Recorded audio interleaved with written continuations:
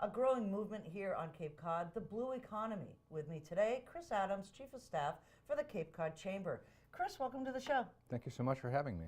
So the blue economy, we've been hearing this phrase for quite a few years now. It's started probably at least 5 years ago that I know of. It's always been here though. Hundreds of years the Cape has enjoyed the blue economy. Tell viewers at home really what this is in today's context. I guess in its simplest terms, one thing we've done is given a name, as you alluded to something that's always existed here but never had its own identity. And it's really an umbrella term for all of the water-related or water-based industries that exist in our region. The Blue Economy Project started just over 4 years ago at the Chamber, and it came out of a strategic planning session of our Board of Directors. And they were posed with the question of what's the next big thing for Cape Cod. Certainly tourism is our base economy right now, and will likely continue to be for a long time, you know, with a little luck. Right. But it has its challenges, it has its pluses and minuses. So what can we do to try and stabilize our economy going forward, soften the bell curve that we currently have in the service economy, and you know, in a lot of ways look at what do we have that we're not fully leveraging in terms of economic opportunities.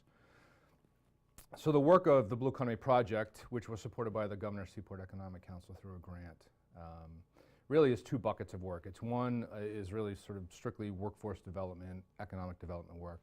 And a lot of that is focused on the Woods Hole community and how can we do a better job trying to gain opportunities to keep technologies that are developed there here and develop them into commercialized products and businesses. The other real big piece of the project is what we're calling really regional identity, and it's making this idea of a blue economy part of who we identify ourselves with as a region. And if you really think about it, most people that live here on Cape Cod are here because they want to be, not because they have to be. They've made a choice to be here, and it's not always the easiest place to start a business or make a living. But there's some connection to the place that people have latched onto that's become part of who they are, and in some cases have fought out an existence here. So in most of the time that has something to do with a connection to the water, whether it's you love going to the beaches or swimming or boating or fishing or whatever the case may be. There's some sort of water connection or coastal resource connection that's there. So how do we use that common binding interest that we have as a community, make that part of our identity, a sense of pride of who we are as a place, and use that to make sure that we protect the environment, because there's a recognition that the environment is our economy here, and that if we don't have healthy water and coastal resources, the rest of our economy becomes very challenging. Right, and it's kind of interesting as the Blue Economy Initiative started in the project, wastewater's really come to the forefront here, nitrogen obviously in our coastal waters, but the economy can actually be driven by some of the challenges that we face. So No some doubt. of these technologies out there really could kind of, you know, grow here organically on Cape Cod. Yeah, wastewater is a great example of turning a challenge into an opportunity, and there's great economic opportunities there as we move forward with implementing the Regional 208 wastewater improvement plan. One of the unique things in that plan is a matrix of alternative sewering technologies that can be deployed by towns.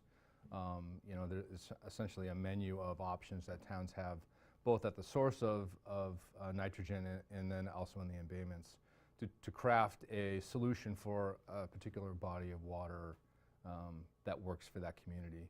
And that, in effect, also brings down the cost of implementing projects by billions of dollars over the Cape. So, but there is an opportunity there as this new industry is created here for companies to want to come, and we already have a test facility, but test their products and then try and you know, sell those to the towns to have them commercialized. So, right, there's sort of a burgeoning opportunity there for wastewater.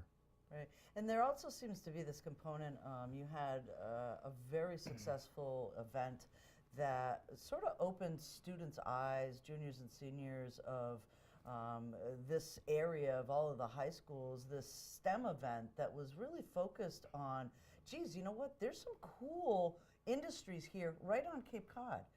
So speak a little to that event and how this could help us retain some of our young workforce. Sure, it was an incredible event. It was called Waterworks. It was January 8th at Cape Cod Community College, and we had 300 high school students from the Cape, the islands, and just off Cape, Wareham, Plymouth area. 52 businesses attended, all in the water-related spaces, from marinas and boat builders to aquaculturists to natural resource officers, and then marine technology, science education. So it was an incredible event. And our idea there was really not so much a job fair, but a job showcase.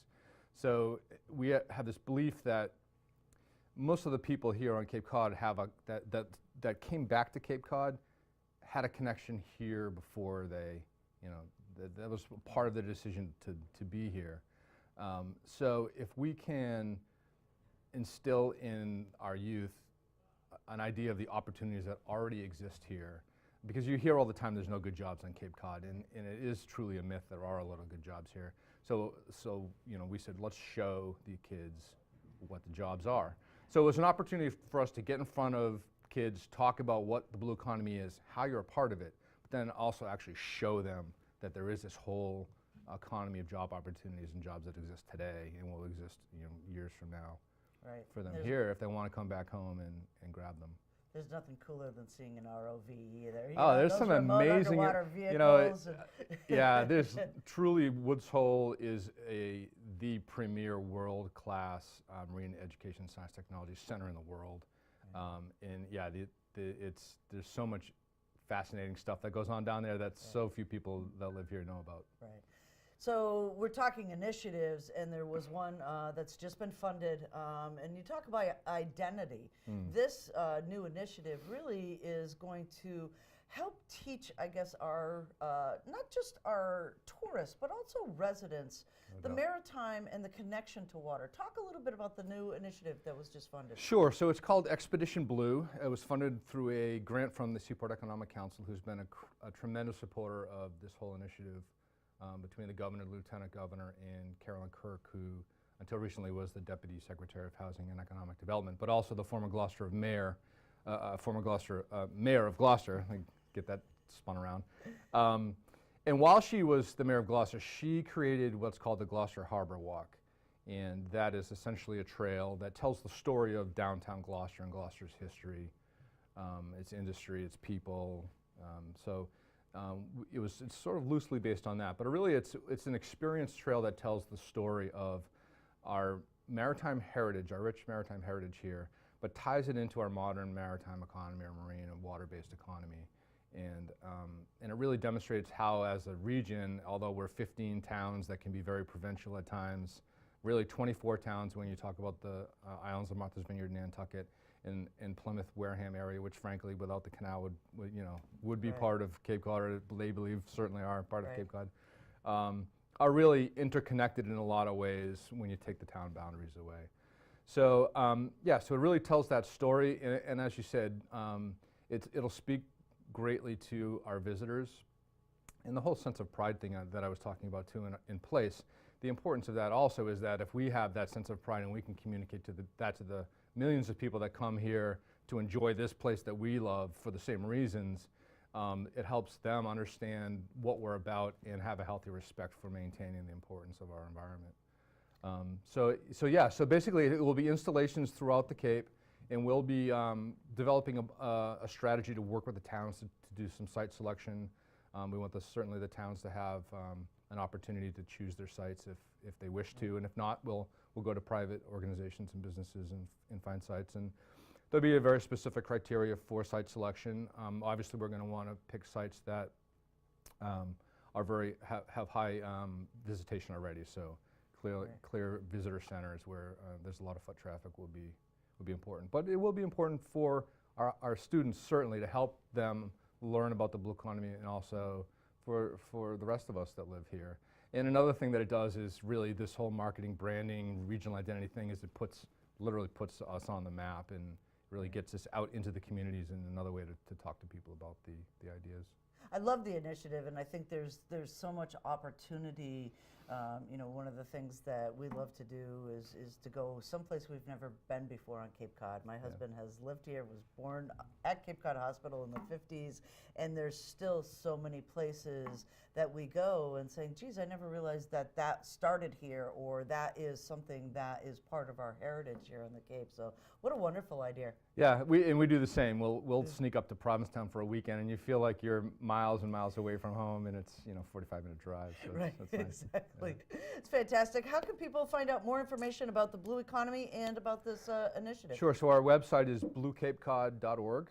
So we have all the information there, and yeah, just more to come. We have a fascinating short YouTube video on our website as well that tells the story of our region's blue economy.